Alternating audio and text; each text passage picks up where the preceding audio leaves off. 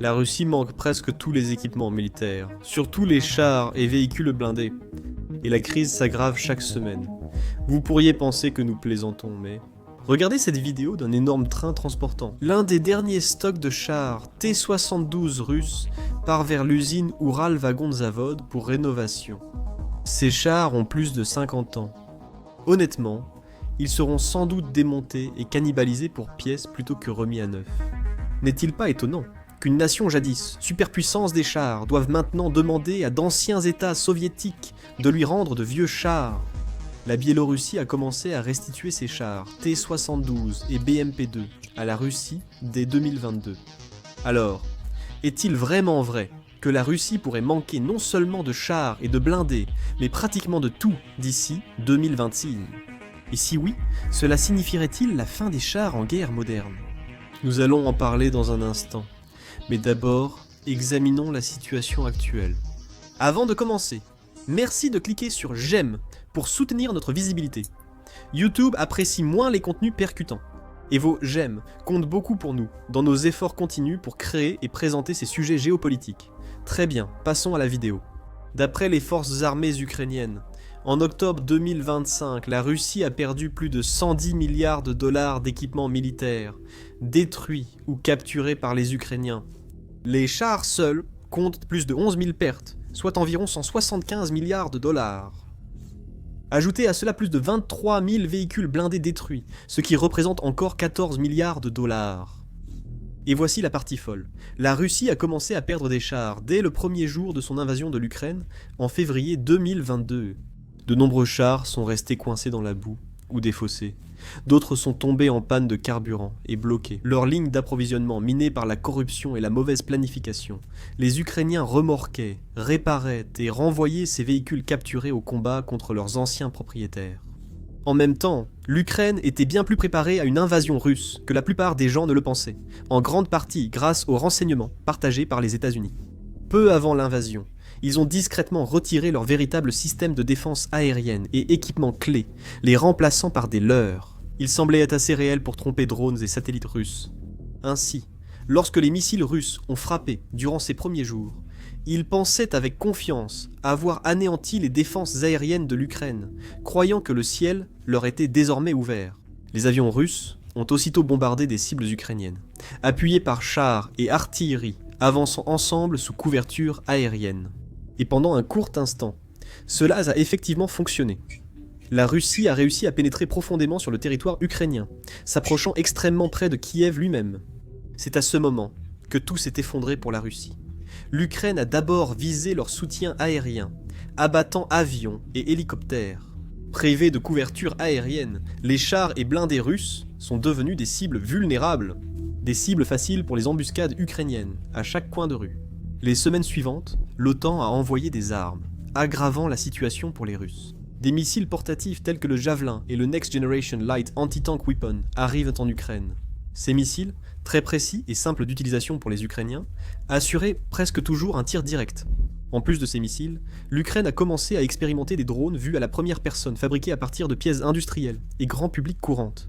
En seulement quelques mois, ces petits drones peu coûteux détruisaient les blindés russes à un rythme que personne n'avait anticipé.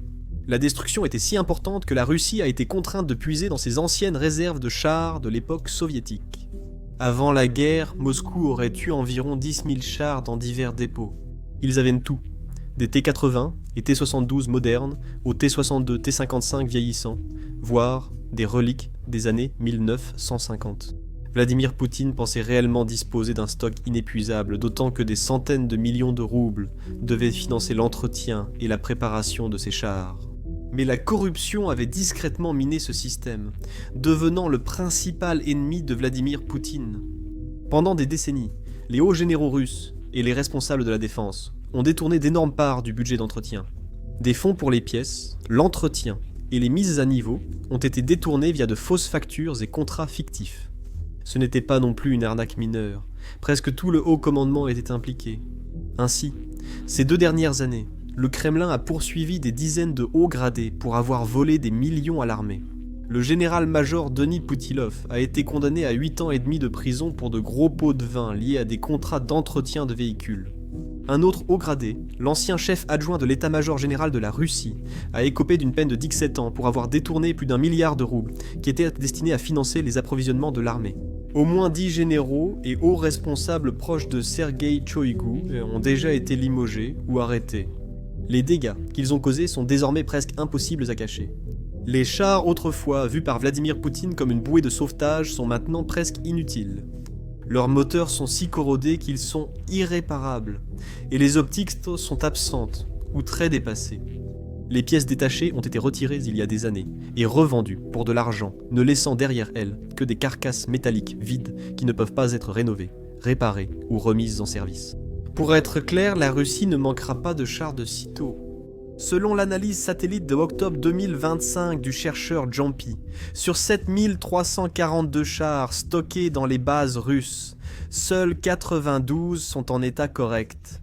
Ces 92 chars sont tous des T-72B. Le reste est à peine utilisable ou irrécupérable.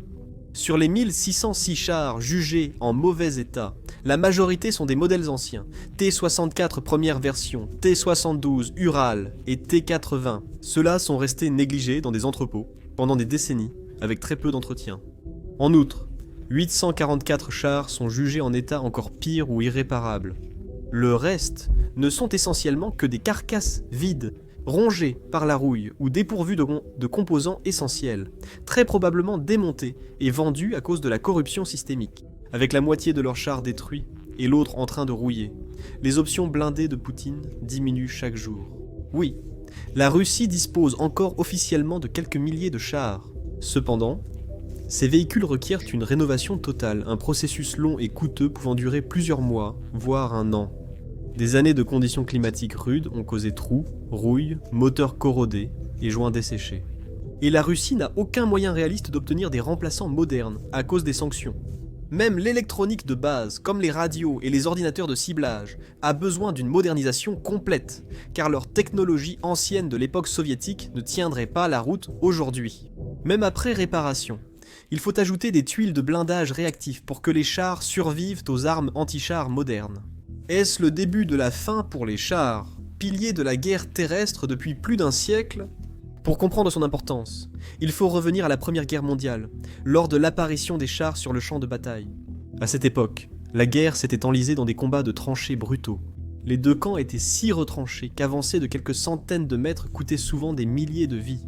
Les soldats affrontèrent des barbelés sans fin, des bombardements constants et des tirs de mitrailleuses mortelles décimant des bataillons avant d'atteindre les tranchées ennemies. Les Britanniques ont introduit les premiers chars en 1916 pour franchir tranchées et barbelés, apportant de la mobilité à une guerre jusque-là statique. Au départ, peu de gens avaient des attentes envers ces machines étranges. Elles étaient bruyantes, terriblement lentes et mécaniquement peu fiables. La plupart de ces chars étaient à peine plus rapides qu'un soldat, mais quelques visionnaires comme l'officier britannique John Frederick Charles Fuller y voyaient quelque chose de révolutionnaire. Fuller pensait que quelques chars, bien utilisés, pouvaient percer les lignes ennemies et semer le chaos derrière leurs tranchées. Après la Première Guerre mondiale, ce n'est pas la Grande-Bretagne ni la France, mais l'Allemagne qui fit évoluer les chars. Ironiquement, le traité de Versailles interdisait explicitement à l'Allemagne de posséder des chars. Au lieu d'abandonner les chars, les penseurs militaires allemands ont étudié pourquoi la Première Guerre mondiale s'est terminée par une si longue impasse. Ils en ont conclu que les armées ne peinaient pas, à cause d'un manque de main-d'œuvre ou de courage. Au contraire, il manquait de rapidité, de mobilité et d'une puissance de feu offensive écrasante.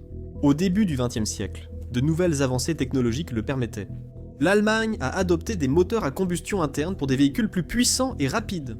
Blindage renforcé pour résister aux tirs ennemis, suspension avancée pour la maniabilité sur terrain difficile, et radio fiable pour coordonner les troupes en bataille.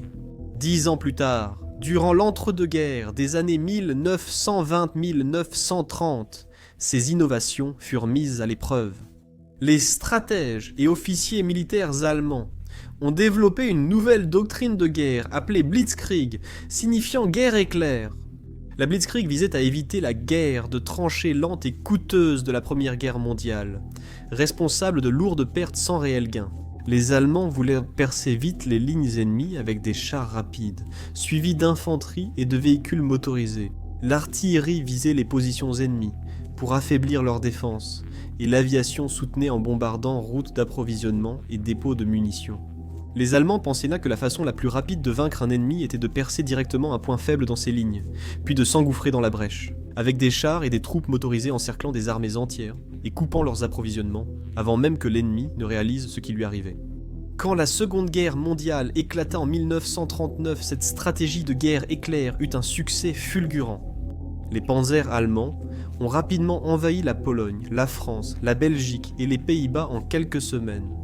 Le succès des chars durant la Seconde Guerre mondiale en a fait des armes essentielles pour toute armée voulant rester forte et crédible. Au milieu du XXe siècle, une flotte puissante de chars était quasi obligatoire. Une armée sans flotte solide de chars n'était plus vue comme une menace, les chars étant devenus la référence de la puissance militaire. Cette obsession pour les chars s'accentua après la Seconde Guerre mondiale, surtout pendant la guerre froide. Une rivalité de plusieurs décennies entre deux superpuissances géantes, l'Union soviétique d'un côté et les États-Unis, accompagnés de leurs alliés de l'OTAN de l'autre. L'Europe était essentiellement séparée en deux par le rideau de fer. Les deux camps massaient d'immenses armées de chars, à quelques kilomètres de leurs frontières respectives. C'est devenu une compétition sans fin, chaque camp dépensant des sommes énormes pour essayer de surpasser l'autre, en produisant des chars avec un blindage renforcé, des canons plus puissants et une électronique avancée.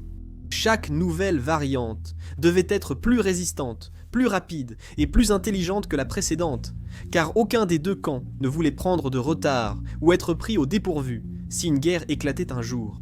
Et il n'y avait pas que les superpuissances de la guerre froide, presque tous les autres pays innovaient aussi vite. Des pays comme la Grande-Bretagne et la France déployaient également d'énormes efforts pour moderniser leur flotte de chars.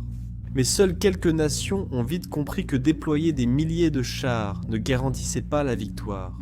Un excellent exemple fut sans doute la guerre des 6 jours en 1967.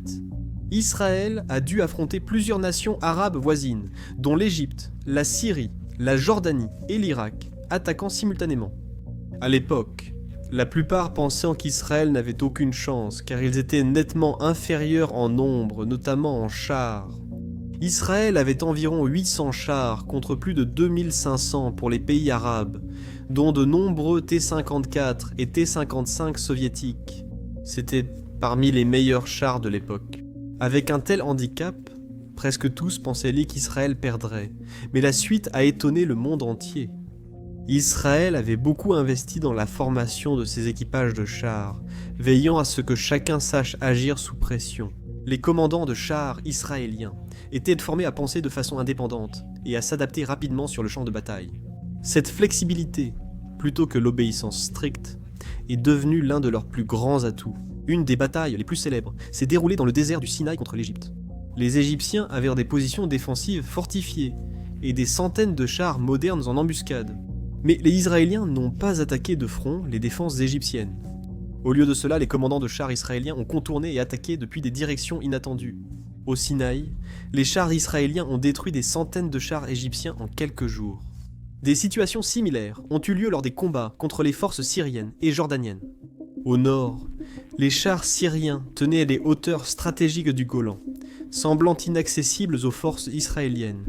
Les chars israéliens ont encore utilisé vitesse, surprise et audace pour gravir ces collines par des itinéraires inattendus, surprenant les unités syriennes. En 2 jours, les Syriens ont perdu des centaines de chars et Israël a sécurisé le plateau du Golan, toujours d'une importance stratégique majeure. À la fin de la guerre des 6 jours, Israël avait détruit plus de 1000 chars arabes tout en perdant moins de 150 des siens, même s'ils étaient en infériorité numérique de plus de 3 contre 1. Cette guerre a d'abord montré que disposer de nombreux chars ne suffisait pas toujours.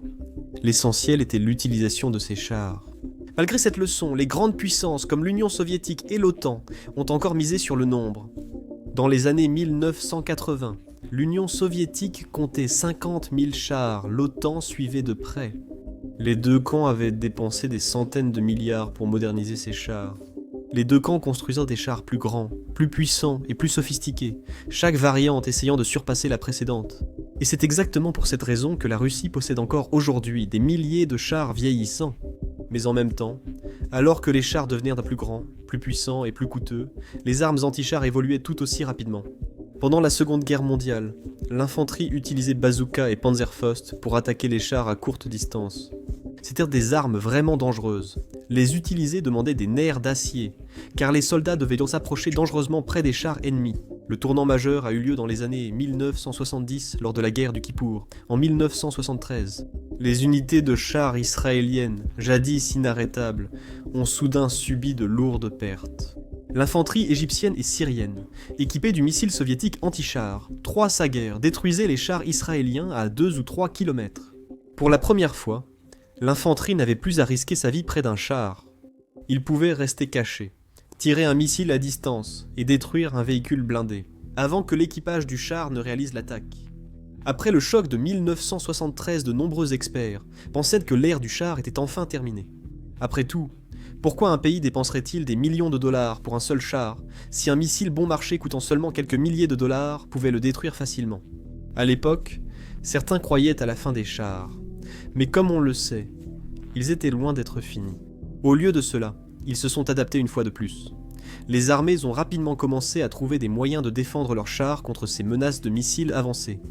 Une avancée majeure des pays occidentaux, surtout la Grande-Bretagne, est le blindage Shobham. Le blindage Shobham, contrairement à l'acier simple des premiers chars, superposait céramique, acier, plastique et autres matériaux spéciaux. Son rôle était d'absorber, dévier et réduire la puissance des missiles anti-chars modernes. Ce saut technologique ne rendait pas les missiles anti-chars inutiles, mais cela signifiait que les chars pouvaient désormais rester plus longtemps dans les combats, leur donnant une chance de riposter et de survivre à des impacts qui auparavant les auraient simplement détruits. De l'autre côté de la rivalité de la guerre froide, les soviétiques savaient eux aussi qu'ils avaient besoin d'un moyen de protéger leurs chars contre ces menaces de missiles de plus en plus mortelles. Au lieu de créer un blindage composite coûteux comme l'Occident, ils ont inventé le blindage réactif explosif, ou ERA, une solution simple et très efficace. Le blindage réactif explosif, ERA, est composé de briques explosives, fixées à l'extérieur des chars. L'idée était que si un missile frappait le char, ces briques explosaient vers l'extérieur, neutralisant ou détruisant la tête de guerre du missile, avant qu'elle ne perce le blindage du char. Malgré ces améliorations, les pertes restaient trop élevées. Les planificateurs ont vite vu que la technologie ne suffisait pas. Les tactiques devaient aussi évoluer. Les chars seuls ne suffisaient pas à détecter et attaquer les équipes d'infanterie, munies de missiles anti-chars. Pour remédier à cela, les armées ont développé ce qu'on appelle l'approche des armes combinées, ce qui signifiait essentiellement que les chars ne combattraient de plus jamais seuls. Ils avanceraient avec l'infanterie, l'artillerie et les avions, chacun compensant les faiblesses des autres. Les unités d'infanterie étaient cruciales pour repérer les équipes de missiles ennemis dissimulés, là où les chars échouaient. Le soutien aérien repérait l'ennemi, détruisait des cibles inaccessibles aux chars et menait des reconnaissances avancées. Les unités d'artillerie étaient essentielles car elles pouvaient tirer rapidement sur les zones suspectées d'abriter des équipes de missiles ennemis, avant même qu'elles aient pu dégainer leurs armes. Après les pertes de chars en 1973, les forces israéliennes et américaines ont élaboré des plans de bataille avec l'artillerie. Ils ciblaient des lieux où pouvaient se cacher les équipes de missiles ennemis. Dès que l'infanterie ennemie apparaissait pour tirer, l'artillerie frappait aussitôt ces positions, les obligeant à se couvrir et empêchant des attaques de missiles précises.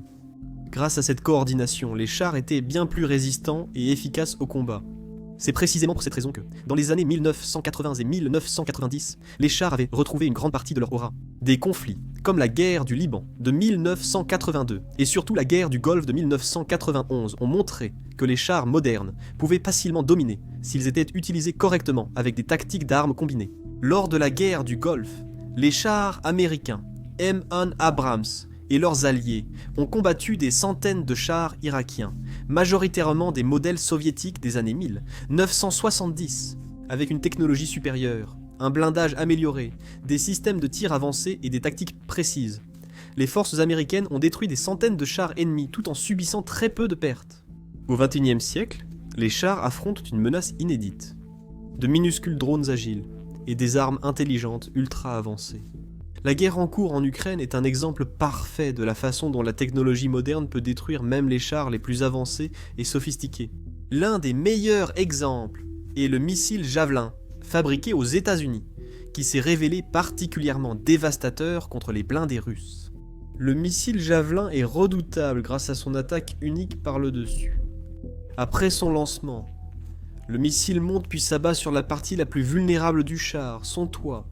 Les toits des chars ont généralement un blindage beaucoup plus fin comparé au blindage épais et renforcé à l'avant ou sur les côtés. Historiquement, les chars ont toujours privilégié la protection contre les menaces directes venant de l'avant ou de l'arrière, ce qui signifie que leurs parties supérieures n'ont jamais été fortement blindées.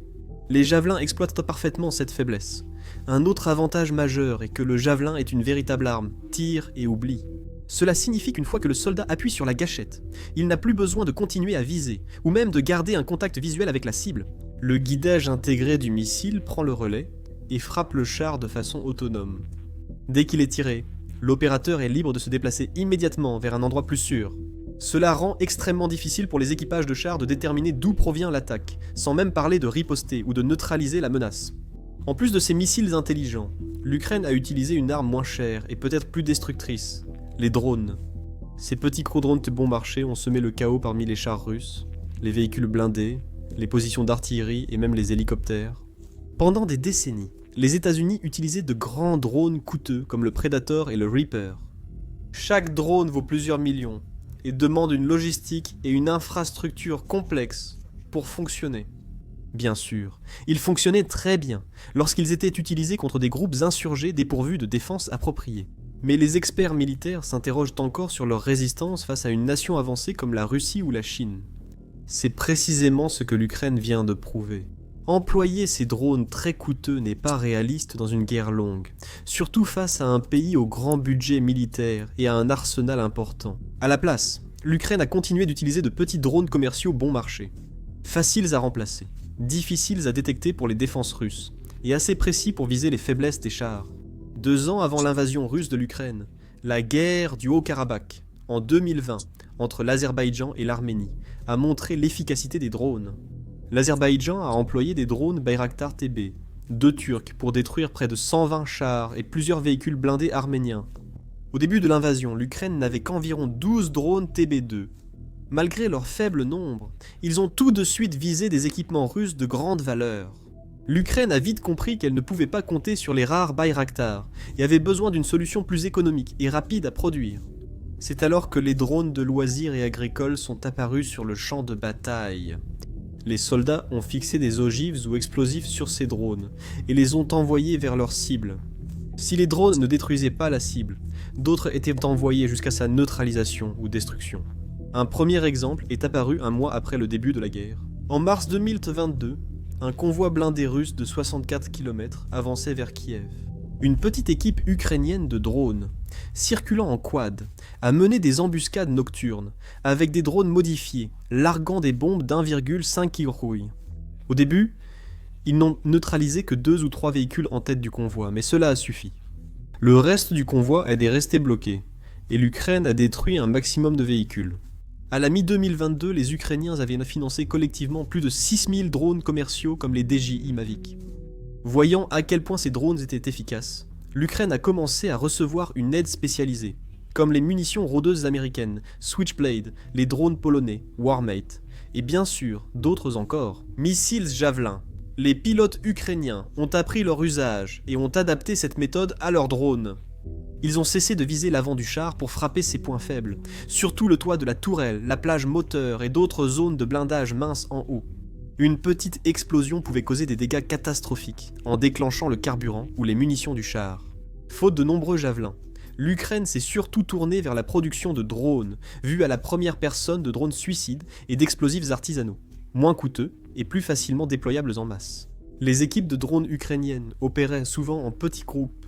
Un grand drone de reconnaissance survolait le champ de bataille pour repérer chars ou véhicules blindés cachés.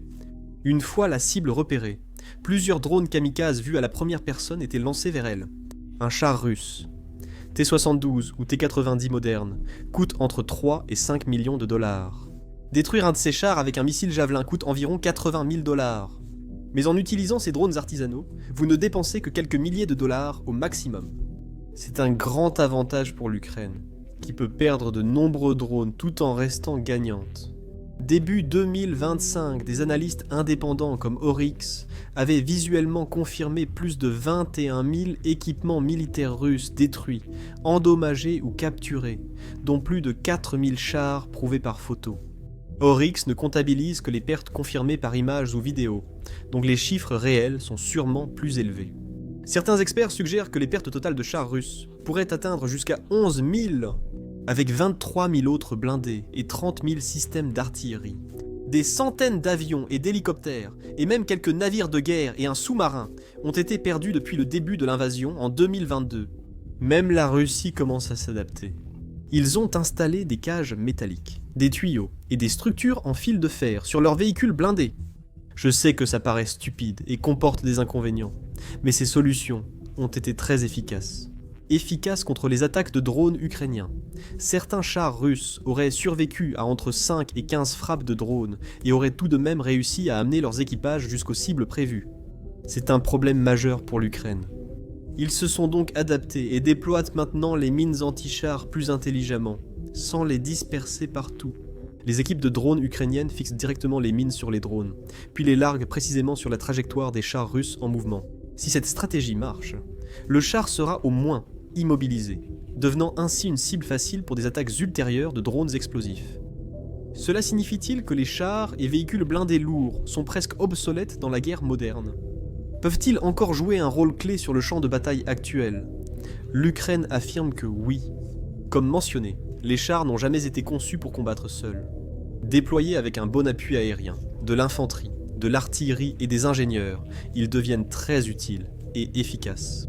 L'Ukraine emploie clairement ces tactiques d'armes combinées depuis le début, montrant que les chars restent décisifs malgré drones et armes anti-chars modernes. Les chars russes sont souvent allés sur le champ de bataille sans soutien adéquat. L'infanterie devrait repérer et neutraliser les équipes anti-chars ukrainiennes avant qu'elles ne menacent. Mais la Russie manquait de soldats professionnels pour assurer ce soutien, et ses commandants ont sous-estimé les capacités ukrainiennes. Ainsi, les unités ukrainiennes, avec des javelins ou de vieux lance-roquettes anti-chars, pouvaient se dissimuler en forêt ou en ville et tendre des embuscades aux chars à courte portée. Malgré près de 4 ans de combats intenses, les affrontements directs entre chars russes et ukrainiens sont restés très rares. En 2023, la plupart des équipages de chars expérimentés de la Russie avaient déjà été tués ou blessés. La plupart des remplaçants étaient de jeunes conscrits, à peine formés, et rapidement envoyés dans de vieux chars qu'ils maîtrisaient mal. Ce manque de formation affaiblissait la réaction des unités de chars russes face aux embuscades et leur coordination avec l'infanterie, les exposant davantage à des situations mortelles. C'est exactement pour cette raison que nous avons vu autant de chars russes abandonnés complètement intacts sur le champ de bataille. Les équipages paniquaient et prenaient la fuite après que les véhicules soient tombés en panne de carburant, soient tombés en panne ou se soient retrouvés coincés dans la boue. Mais cette guerre pourrait aussi lancer la prochaine grande évolution des chars. Historiquement, chaque fois que les chars ont été confrontés à une nouvelle menace, ils se sont adaptés et sont devenus plus puissants. Même après avoir perdu autant de véhicules, il y a toujours de solides arguments pour dire que les chars resteront une arme essentielle sur les champs de bataille du futur. L'Ukraine croit clairement que les chars sont toujours nécessaires. Pourquoi insisterait-il autant pour obtenir des chars occidentaux avancés comme le Léopard 2, le Challenger 2 et le M1 Abrams ? Les commandants ukrainiens apprécient les chars pour les mêmes raisons que depuis la Seconde Guerre mondiale. Les chars offrent puissance de feu, protection et mobilité pour percer les lignes ennemies et tenir les positions, même face à une forte résistance. Des chars bien coordonnés percent les tranchées ennemies, soutiennent l'infanterie et résistent à des impacts fatals pour des véhicules plus légers. En mi-2023, lors d'offensives, l'Ukraine a combiné chars et véhicules d'infanterie pour percer les défenses russes à Zaporizhia. Bien sûr, les chars ukrainiens ont rencontré les mêmes dangers qui avaient dévasté les blindés russes, comme les champs de mines et les missiles anti-chars. Et oui, l'Ukraine a perdu certains de ses nouveaux Léopards et Bradley, mais ces pertes n'ont jamais atteint l'ampleur de celles subies par la Russie. La grande différence, c'est que l'Ukraine a su s'adapter rapidement à ces menaces, contrairement à la Russie. Pour être juste, nous avons vu de bonnes solutions proposées par les troupes russes sur le front. Mais le commandement militaire russe est tellement défaillant, et sa structure de commandement tellement corrompue, que les tactiques innovantes passent rarement à travers la bureaucratie pour être mises en œuvre efficacement. Cela étant dit, la guerre en Ukraine a définitivement appris aux armées du monde entier des leçons difficiles sur la véritable vulnérabilité des chars. Les chars sont essentiels, mais ni invincibles, ni inarrêtables. La généralisation des drones et armes de précision oblige les chars à adopter de nouvelles stratégies et technologies pour rester utiles. Oui, les chars restent très importants, mais pas comme la Russie les utilise. L'Ukraine et les pays de l'OTAN observent et intègrent ces leçons du champ de bataille, pour renforcer la résistance de leurs chars. Après avoir perdu de nombreux blindés, la Russie a tenté de remplacer l'acier par des soldats. Ils ont lancé l'infanterie sans assez de soutien ni protection, causant des pertes énormes. Cette tactique stupide explique pourquoi la Russie a subi plus d'1 million de pertes. Et maintenant, il manque aussi de main-d'œuvre. Le seul espoir de la Russie pourrait être que ces usines parviennent d'une manière ou d'une autre à construire des chars plus vite que l'Ukraine ne peut les détruire, surtout puisque leurs anciens stocks de réserve sont complètement épuisés. Mais, étant donné à quel point l'Ukraine continue d'innover de manière efficace et créative, il semble très peu probable que ces chars russes, nouvellement construits, survivent longtemps une fois envoyés sur la ligne de front. Pas avant que la Russie ne change ses tactiques. Merci d'avoir regardé.